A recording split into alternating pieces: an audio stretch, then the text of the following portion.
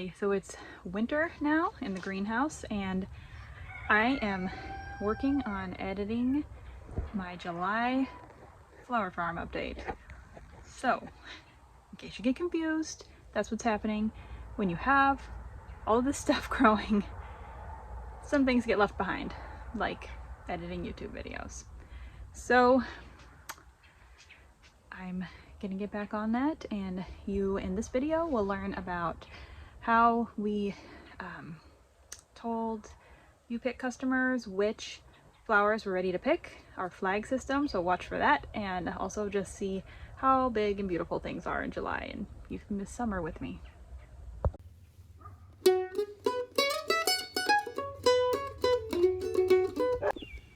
Hi, I decided that it is time for a flower field and a U-Pick update.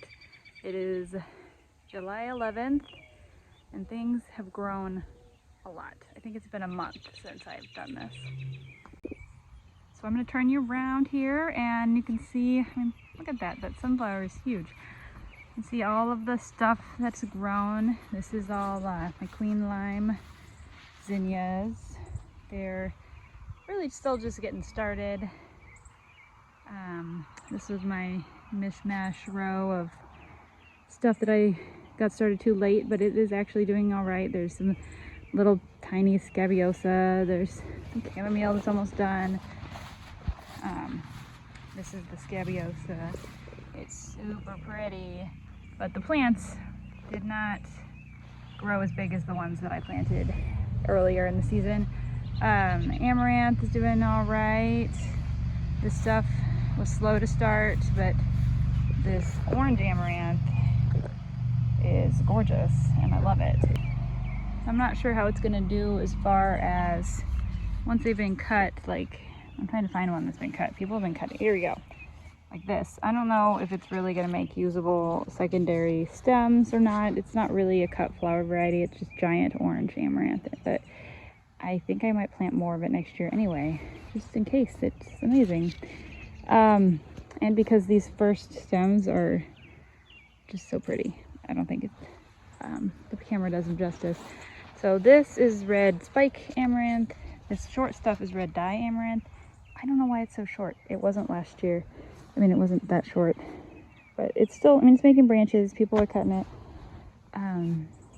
We got unicorn zinnias over there. Is the big showy stuff. I'll get over there later, and our pollinator bed.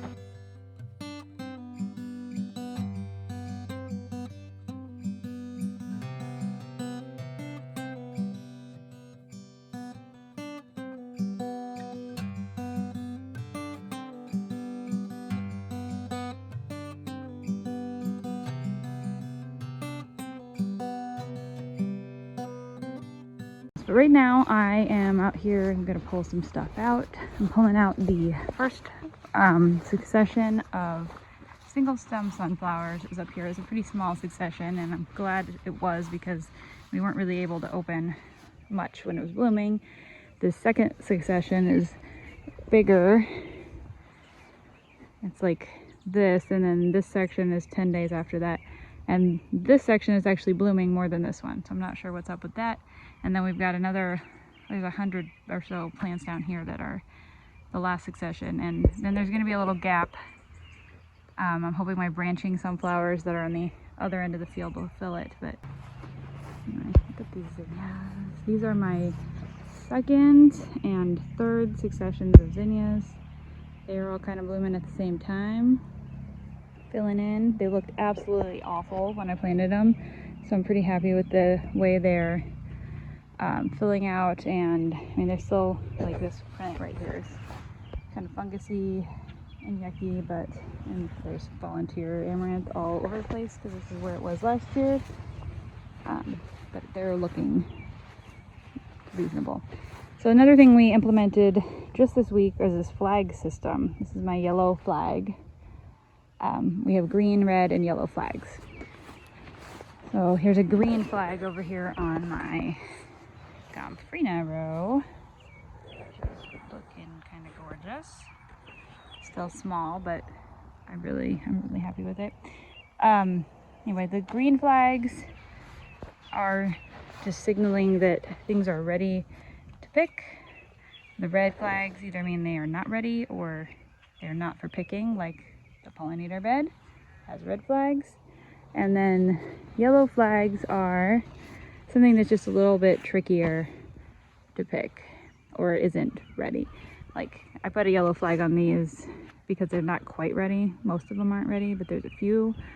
And I'll just change the colors based on the status of that row. The other thing I did with yellow flags is like this dill is not ready. So there's a yellow flag, but then, and then there's also some cosmos that are just starting. All these zinnias are not ready. And then, but then the straw flowers are fine. So the yellow flag is just indicating that some stuff on this row might not be ready. Pay attention. Anyway, it seems to be working really well so far. These are gorgeous. Look at this color. It's like, I don't think you can see it on the camera, but it is glowing. It looks like it's lit up. People have not been heavily picking my straw flowers this year. I think it's because they're all the way back here in the back of the field, back corner. But they have been picking the dahlias, and there's barely any of them, and they're in the very, very back corner. So who knows? Maybe they just miss them. Oh, I am ready to be done with bugs. It's not going to happen, but the Japanese beetles and the cucumber beetles are just making a mess. There's some dill. Making a mess of my field. You know what irritates me? When single stem sunflowers are branching. Look at that. There's even a branch. Sure, not quite as long as all of the branching sunflowers, but I hate cutting them off. Last year, because I didn't have any more successions planted, I left all these little guys. Like this guy's got buds all over his stem. They end up being kind of weird shape and not really long stems. There's some up there. But the birds love them. So I feel kind of bad pulling them out. There they are. But and I'm actually not pulling them because I tried that. I tried that here. It doesn't work. We're not pulling. It was super stuck. We are cutting them off. Right there, you can see one. And there, and there's one there. And I am hoping that I'm going to be able to dig a hole right next to the old one and plant it there. I've done it before, so you'll get to see if it works. Okay, so I was going to leave some of these little branchy guys that are actually making branches. Because look, this is actually a usable stem length. It's all the way there. But then I just saw this guy. Yeah. That flower is about 1/2 inch across. So if that's what these are going to make, I'm not sure it's worth keeping them. It's raining on me. Anyway, I don't know. I might keep a few of them. I don't want them to shade out the newbies. I brought the sunflower stalks over here for the pigs. Mango seems a bit interested. Rebecca might be my new favorite thing ever. This little row here, maybe 20 feet of it, there are just hundreds of flowers, and look, they're all different. I did plant several different varieties, but I couldn't keep track of what had germinated and what hadn't, so I just mixed them all up.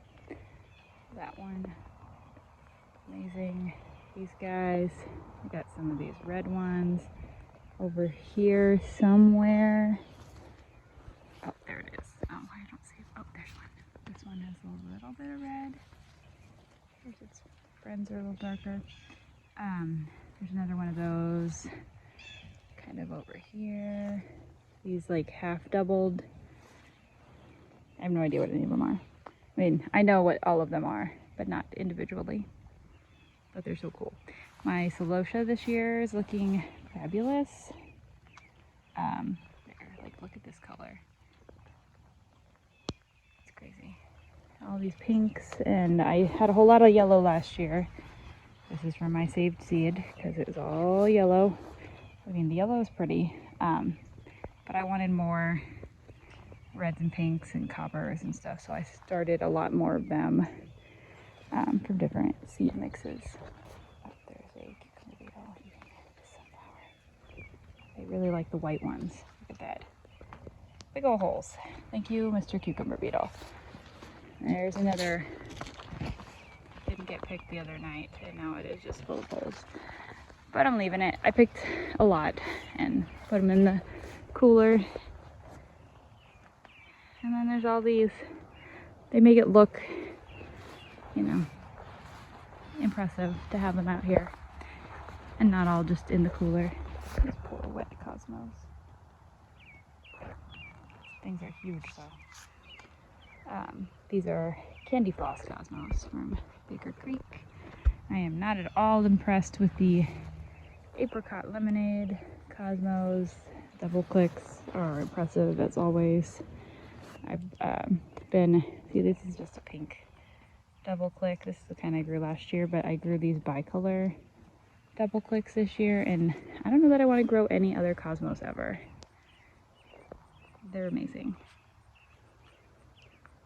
They don't always have the strongest stems. Oh, and there's another Japanese beetle. Just gonna move him to the bucket of water. Oh, look, we got a friend. He's big. I didn't even remember them getting that big. It's huge. Okay, I'm gonna close the greenhouse up. Do you want to see how big of a mess it is? It's horrible. I need to go in there, but it's so hot normally. It's not right now, but it's normally so hot that I don't want to go in there and clean up. Well, I'm dying of the heat. Anyway, I just killed like 15 tarnished plant bugs, which is both good and bad. I mean, because every tarnished plant bug that dies is pretty awesome. Don't like that there are that many of them hanging out, even if they are just in the tansy. But yeah, since it was wet from just raining, I shook the flowers into my hand and squished them.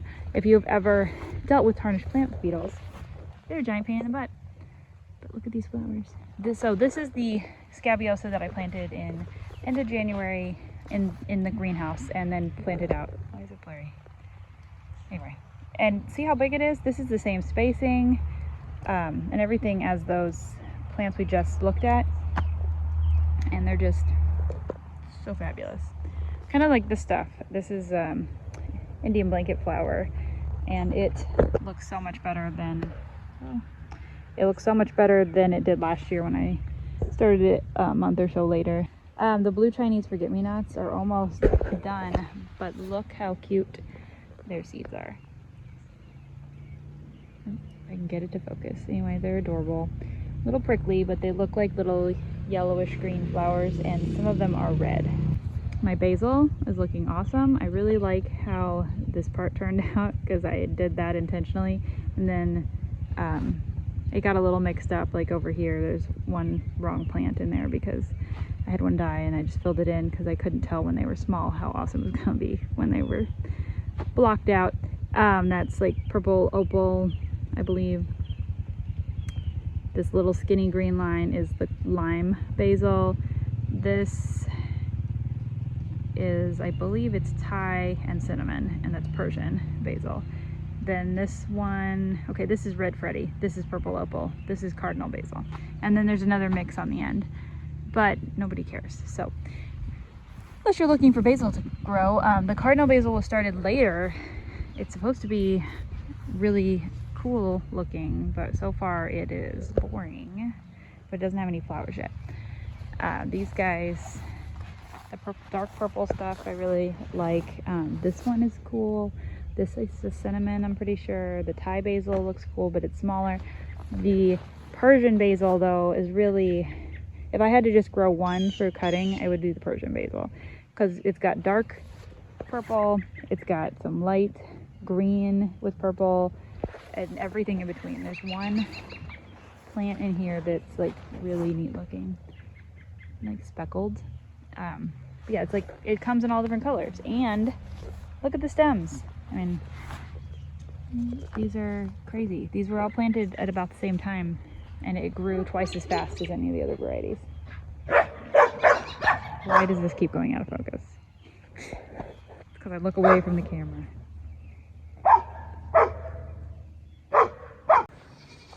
That concludes my flower farm update. It's sunny again now, so But it's getting late, so I'm gonna wrap up my field working. The last thing I have to do, I wanted to do, was plant the snapdragons, but I'm not going to now because I got kind of rained out and now it's too late. But